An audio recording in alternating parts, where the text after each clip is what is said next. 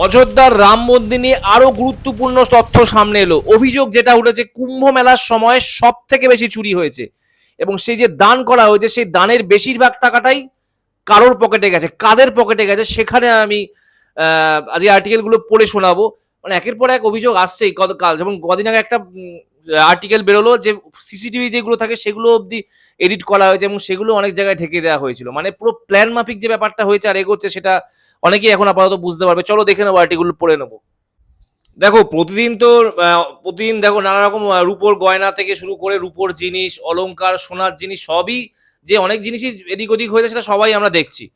তা বুধবার অযোধ্যা পুলিশ দাঁড়িয়ে যেটা জানিয়েছে 2025 সালের শুরু থেকেই কুম্ভ মেলা সবচেয়ে বেশি চুরি হয়েছিল রাম মন্দিরে। চুরির অধিকাংশ টাকাই গিয়েছে ধৃত লবকুশ মিশ্র এবং অনুকল্প মিশ্রের পকেটে। সম্পর্কে তারা আবার একে অপরের আত্মীয়।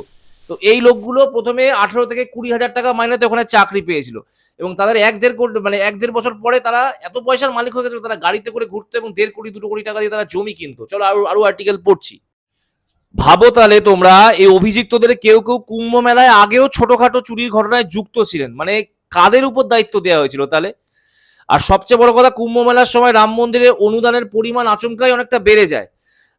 ভক্তেরা পুণ্যের আশায় মুক্ত হস্তে দান, স্বাভাবিক। সেটা দেখো আমরা এমনি নর্মাল মন্দিরে গেলে যেরকম পারি দিই, 5 টাকা 10 টাকা 50 টাকা 100 টাকা যেরকম সাধ্য মতো যেরকম খুশি আমরা দিই।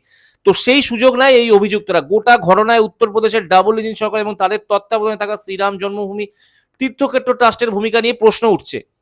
তো প্রাথমিক তদন্তে যেটা জানা গেছে, 2025 সালের এপ্রিল থেকে 2026 সালের ফেব্রুয়ারি পর্যন্ত 82 কোটি 78 লক্ষ টাকা দান করেছে রাম মন্দির ট্রাস্ট। 2024 সালে জানুয়ারিতে উদ্বোধন হওয়ার পর থেকে প্রাপ্ত দানের মধ্যে 2100 কোটি টাকা তারা বিভিন্ন ক্ষেত্রে বিনিয়োগ করেছে। রাম মন্দিরের চুরির টাকা দিয়ে ধৃত লবকুশ এবং অনুকূল সম্পত্তি কিনেছে, সেটা আমি অলরেডি আগেই বললাম। 1.5 কোটি 2 কোটি টাকার জমি কিনেছে। আরো পড়বো, চল। তোমরা লেখাটা পড়ো, একবার ভাবো যে আমাদের প্রভু রাম, আমাদের এত বছরের আবেগ, সেই রামের মন্দিরে কত মানে খারাপ কাজই না হয়েছে। তোমরা শুধু একবার দেখো। মোট 4টি বাক্সে অনুদান জমাপত্র গণনার কাজে ছিলেন ব্যাংকের তরফে 11 জন এবং মন্দির ট্রাস্টের 3 জন। দুর্নীতি ঘটনায় SBI এর কিছু কর্মচারীর ভূমিকাও খতিয়ে দেখছে পুলিশ। মানে মোটামুটি প্রচুর লোকের পিছনে জড়িত ছিল, মানে অনেক বড় বড় মাথা জড়িত।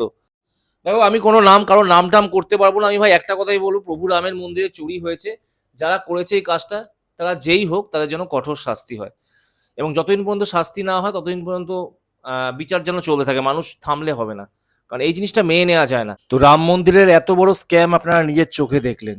তো এই ব্যাপারটা নিয়ে সেই সব লোকরা কই? সেই আমাদের পশ্চিমবাংলায় কিছু আছে, ইন্দ্রম মিত্র বলে একজন আছে, সে ফেসবুকে ধর্ম প্রচারক, অনেকে আপনাকে চেনেন।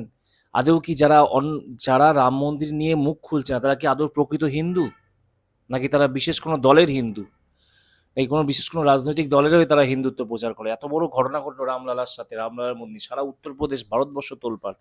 কিছু কিছু নিউজ মিডিয়া দেখাচ্ছে এত বড় জায়গায় যাচ্ছে আস্তে আস্তে খবরটা, কিন্তু অনেকে সেটা নিয়ে মুখ খুলছে না। এদিকে এরা বড় বড় জ্ঞান দেয়, আমরা প্রকৃত ধার্মিক, আমরা প্রকৃত হিন্দু।